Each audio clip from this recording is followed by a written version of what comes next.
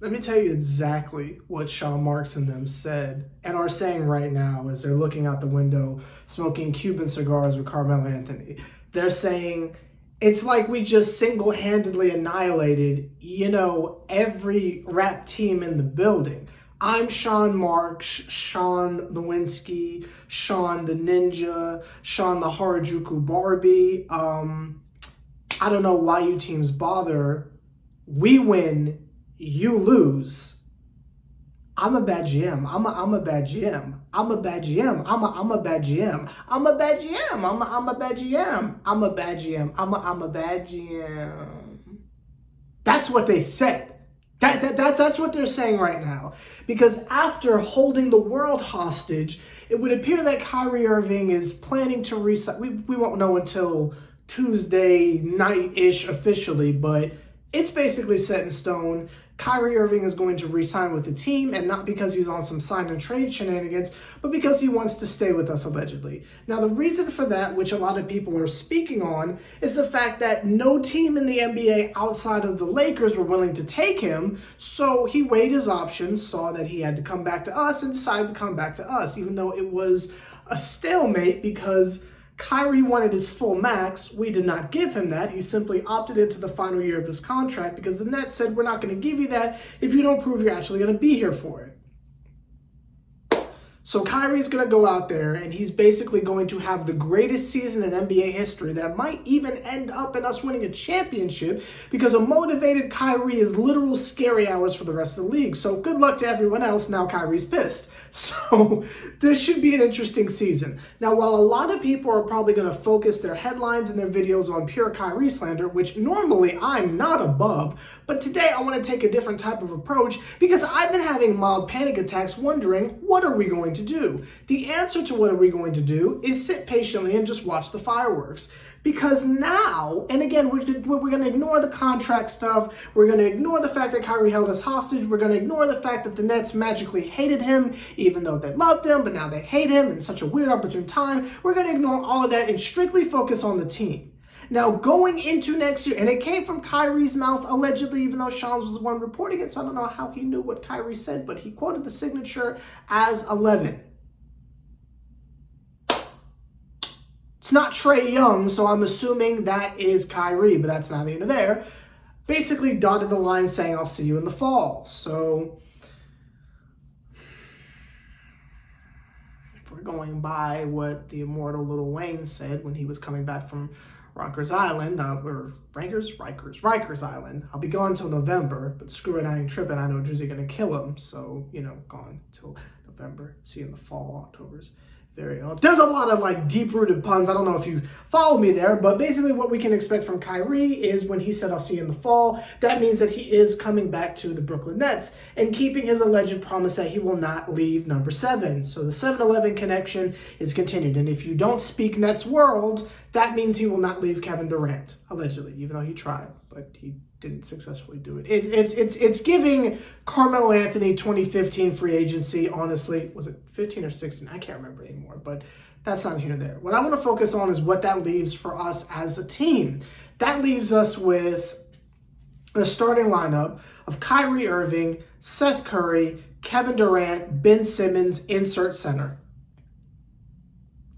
I'm okay with that. I don't know about y'all, but I'm okay with that. I was concerned and worried because I thought it was just going to be just Ben Simmons, some rookies, Joe Harris, and Seth Curry, honestly. And I was concerned about that because if we were not able to re-obtain Kyrie for whatever it was, if he went over to the Lakers or something like that, Kevin Durant was gone.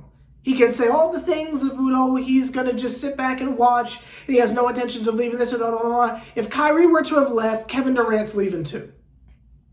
So that's what was the main thing for me to try and get that man back. Because I wanted us to just have a restart, and now there is literally nothing that can stop Kyrie from playing. There's no more mandates.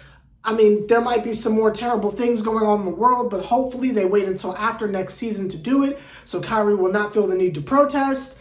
As long as there are no major extreme events that happen from next fall to this time next year in our country, Kyrie should be eligible and will be willing to play every single game. There's no more injuries, assuming he doesn't get hurt. I'm sure he'll be perfectly fine. He was relatively healthy this year. So no injuries, no mandates, no protests for the foreseeable future. I feel like it's going to be okay. Hopefully, because they're overturning laws. I don't want to make this political, but hopefully nothing crazy happens when the season starts to distract Kyrie from playing basketball. See, because now the excuses are out of the way now. It's the same optimism I felt going into last year, where it was like, okay, Harden's going to come back healthy. He didn't. Kyrie's going to come back healthy and able to play. Was not able to play, technically not healthy because he didn't have a vaccination, but that's not even there. And Kevin Durant's going to be healthy. Kevin Durant was not healthy. He got injured on multiple occasions. But at least we're starting out with a clean slate. And this time, instead of Harden, it's Ben Simmons. And who knows what else we're going to do? You know what I mean? We still got to go get a center, and there's plenty of options out there. There's a bunch of disgruntled superstars out there that are just waiting for a new spot. Brooklyn has a track record over the last 2 years of just scooping up people from the buyout market and giving them a new home here with us in Brooklyn. So hopefully the situation will handle itself. John Wall's gone. Christian Wood's gone. Devontae Murray or whoever that dude is from the Spurs is probably going to the Hawks. So we're starting to run out of options, but we really need to find a center. Now, I like to throw out my ideas for what I want for center, which we could make a different video, honestly, but I just want to throw it out there. I'm not above Dwight Howard. I know y'all say, it's ridiculous. We just need a tall dude that protects the rim. So I'm not above Dwight Howard. I'm not above JaVale McGee. I'm not above Whiteside. I'm not above bringing Drummond back. Like, there are multiple options at the center position. It is an ever-changing door of centers that go from team to team to team to team to team. Let's just grab one of them and see what happens. Again, I am not above Drummond. Let's see if we can get Blake back, maybe. Is LaMarcus Aldridge game for one more season of chaos and nonsense? Are we going to bring back Claxton? We're going to bring back Bruce Brown. Like, let's get to this speculative stuff. Just threw me down the stairs on that one. But that's the type of stuff I want to get back to. Because now that we know that Kyrie's back, we got Kyrie and Kevin Durant and Ben Simmons. That is a big three you can build around. And even in terms of having a center, it's a positionless league. Heck, you could put Ben Simmons at center from time to time. I feel like the situation will handle itself.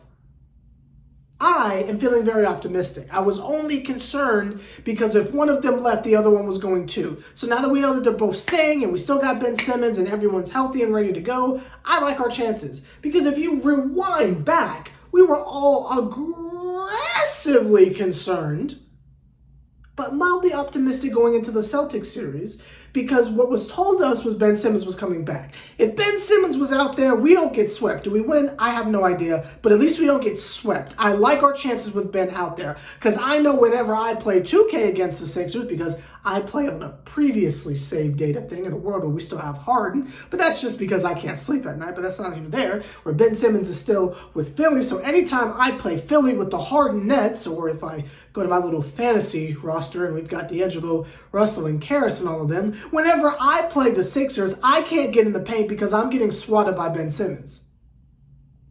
So if the man is anything as advertised defensively, I feel like the situation will handle itself. It's like Draymond Green, but he's actually contributing something and not just going around karate chopping people. I feel like that's something to be optimistic about. And the first major puzzle piece to fall was re-signing Kyrie Irving. Now that that's done, we're right back to what we were doing and we can go back to feeling optimistic again. Who is going to stop a starting lineup of Kyrie Irving, Seth Curry, Kevin Durant, Ben Simmons, hopefully Drummond? Who's stopping that? That's what I want to know. Who's stopping that? Nah? I mean, imagine the fast breaks, right? Kyrie gets the ball on some crazy rebound type stuff, and he's dribbling down the corner on a fast break. He looks over to his left. You got Ben Simmons cutting over to the lane, about to do his dunkity-dunk shenanigans, and you got Kevin Durant along the arc, and he's got his hands out like this, ready to get the ball and such. You got Seth Curry trailing behind you for the easy drive and kick three type action, right? right? You got options on options. Or hey, maybe dump it over to the dunker spot or something like that, or kind of like have like a pass over to KD, and then they like bump it off the backboard, and then here comes Andre Drummond for the alley-oop or something like that. You know what I mean? Like, there are options yet again. And it all starts with having Kyrie back, and Kyrie's back. So welcome back, Kai. And he's pissed, and he's going to be mad because he didn't get the max, so he's going to try to show like, oh, you know who I am. I'm Kyrie Irving. You know, all that. That's great. Not that I'm celebrating the anger and frustration of Kyrie Irving, only a little bit, but I feel like that benefits us as a team because if Kyrie's pissed, he's going to try to show the world that he deserves a max contract. Good, go do that. Go win us a championship. We'll give you whatever you want. Right? Everyone wins. And who knows? I hear some rumblings that in order to get homie from the Spurs, that there might be some 3-team trade action, and maybe that third team is us, and we can finally get John Collins. One can dream. One can dream. I just know that the first major puzzle piece has fallen, and that is Kyrie Irving will be returning. So I'm happy with that. Let me know your thoughts on it down below. Are you happy Kyrie's back? Are you upset Kyrie's back? Are you indifferent and you just want to move on like me? Let me know your thoughts down below. This has been Sever the Bond from Nets Republic with the first positive Kyrie Irving video of the summer. Now we can officially move on and have fun with who's going to stay and who's going to go. I've already done my Patty Mills, J.R. Smith video, so I've got some more general poop posts to mess with your minds, if you will. And I'll see y'all then.